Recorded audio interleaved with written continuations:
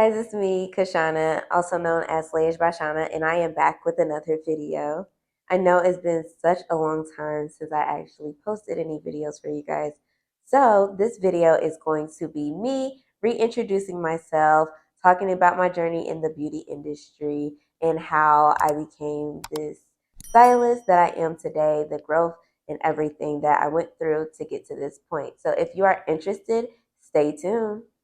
So my career started back in 2014 when I decided to go to beauty school to become a hairstylist part-time. Now, I wanted to become a part-time hairstylist because I knew that I wanted to do hair, but I just didn't know exactly what I wanted to do full-time with my life. Since I was only 18 years old, fresh out of high school, I didn't quite have it figured out yet, but I knew that I was good at doing hair. So I went to beauty school because that was one thing that I knew for certain. Fast forward to graduating in 2015. At this point in my career, going through the program and becoming licensed, I actually grew a more fonder passion for the hair industry and learning so much and what I could do and how I could pivot in this industry. And I don't have to stay in one place all the time. It was just so many endless possibilities that I was excited about in this industry. Like the opportunities were endless, basically. So I started behind the chair once I graduated in January of 2015. By February of 2015, I got my first salon job right out of beauty school.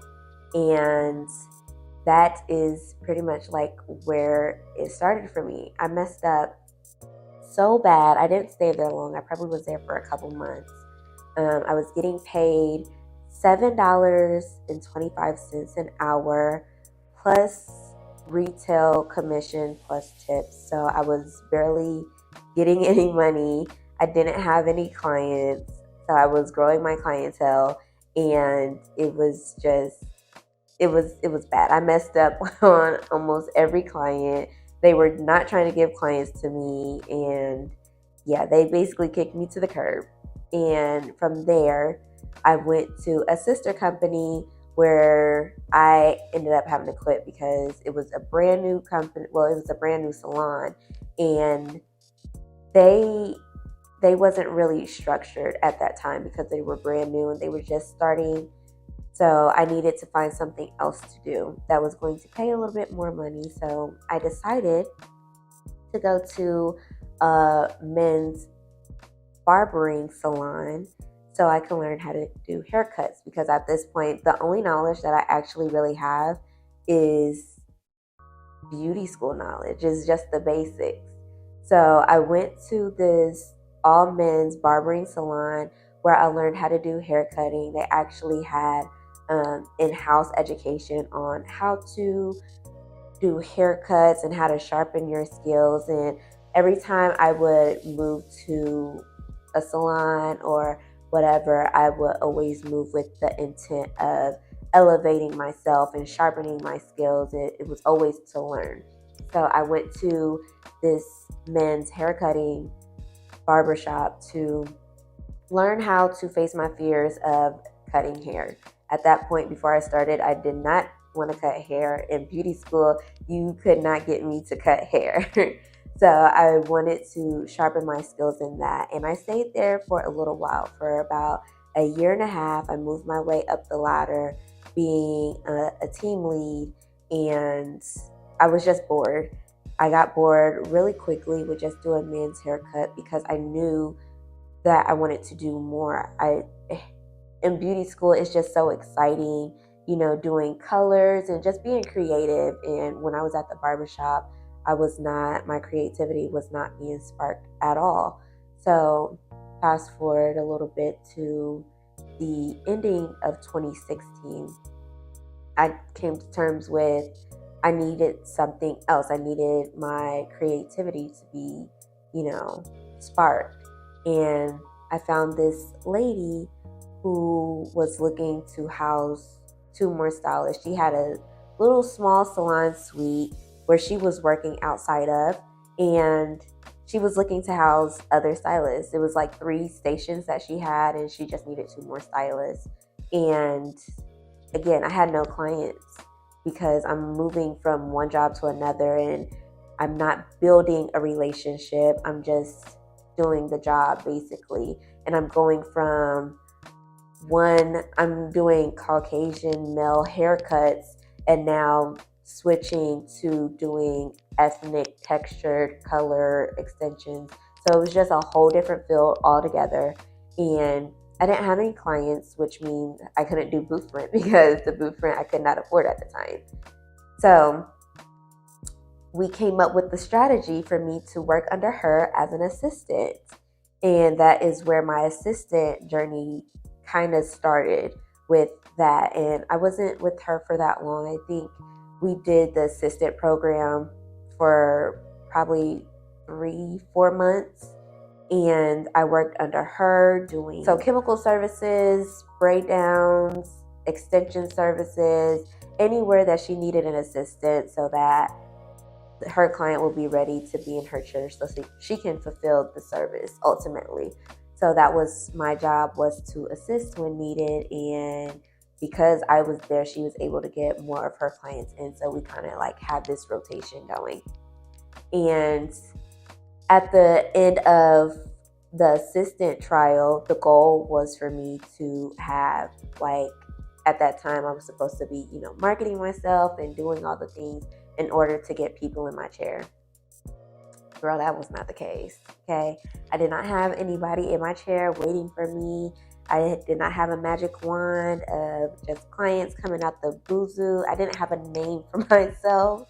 It was like I had nothing. So at the end of that trial, I believe it was like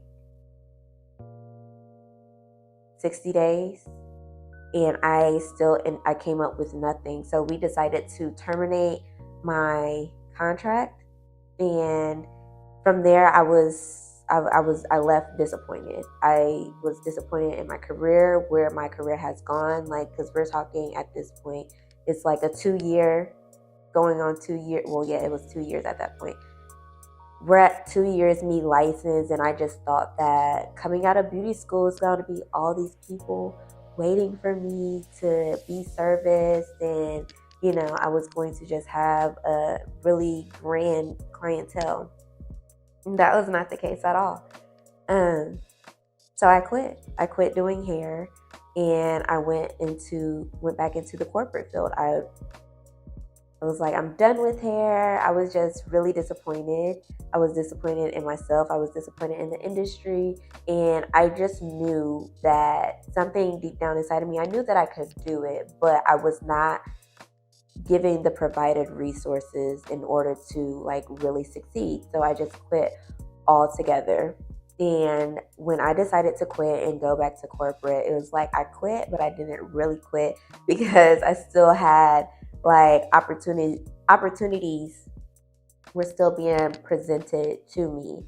So I've been doing my hair since I was 9 years old. So now I'm in this corporate field, and even though I quit doing other people's hair, I'm still always doing my hair. And now people are asking me left and right, oh, who does your hair? Who does your hair? And I'm like kind of shy to tell them like, oh, I do my own hair, because I don't want to open up that can of worms, because I don't want to mess up. I've been messing up since I got out of beauty school with little experience, little knowledge. The only knowledge that I really have is the knowledge of beauty school, right?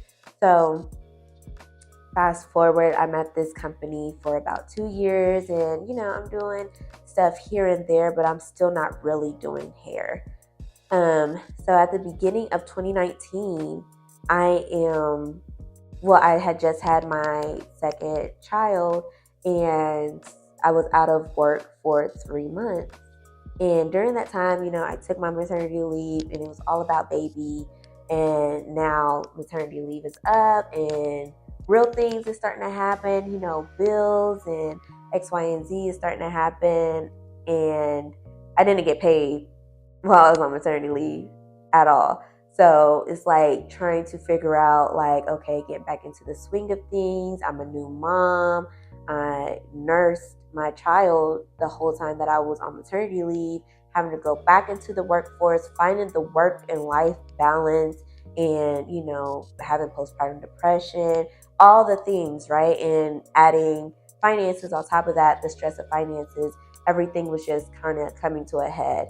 And I went back to work, corporate, and I worked for 1 month.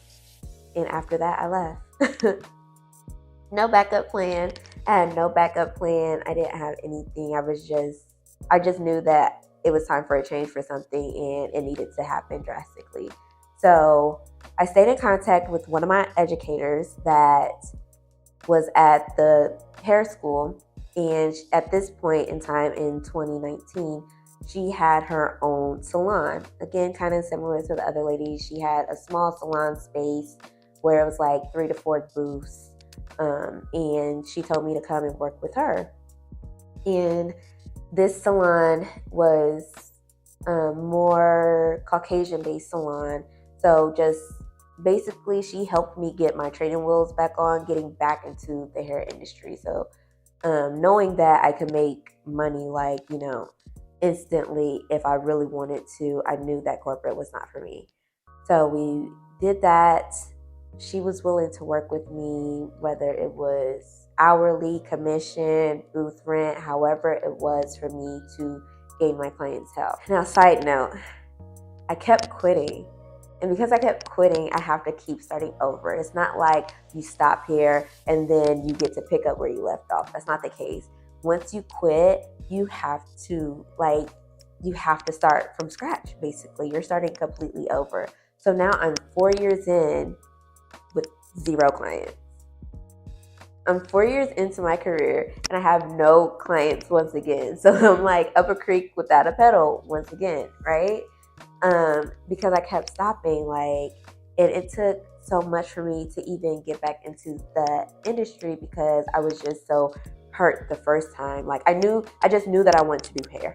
I didn't know the ins and outs of it, on how to gain clientele. Yes, they teach you in school how to do all of those things, but remember, when I was in beauty school, it was just for me to do this part-time. By the time I graduated, I decided that I wanted to do this full-time.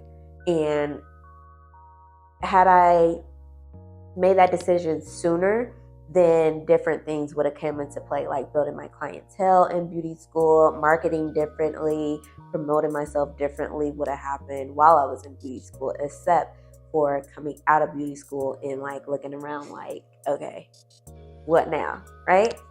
So we're in 2019.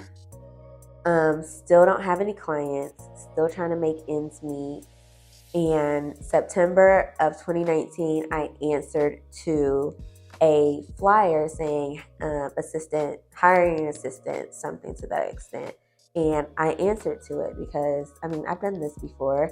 I know what that's like. And I decided to give this assistant thing another try since I've done it before. So again, I'm still licensed. I'm 4 years into being licensed. So whatever she needs me to do, I know that I'll be capable of doing it. And I have a really good work ethic. So I knew that I could potentially be a great asset to this stylist. So long story short, I was probably for a month. It was very short lived. I was doing the assistant. I was being an assistant for her full time, and then part time I was at this Caucasian salon still doing my clients, which was basically people that wanted to support me because they loved me. But I still didn't have a clientele. I did not have a clientele base. And it was short-lived because the stylist, the owner of the salon at the Caucasian salon, she actually closed down the salon and moved to a different state. And so I was able to be at this other salon assisting for this stylist, which she happened to be the owner for her salon as well. And from there, that's pretty much where my journey really started, where I really started to gain my clientele and to learn the ropes of marketing myself and learning the ropes on how to really build a solid clientele base. My advice to you, if you are wanting to grow your clientele, see results within yourself and in your clientele is to keep going. Do not quit, because every time you quit, you will have to start over. You will have to start from scratch every single time. So I encourage you to don't give up, keep going, and I promise that you will see the fruits of your labor. Thank you guys so much for watching this video. I hope you guys enjoy it. Please remember to like, comment, and subscribe.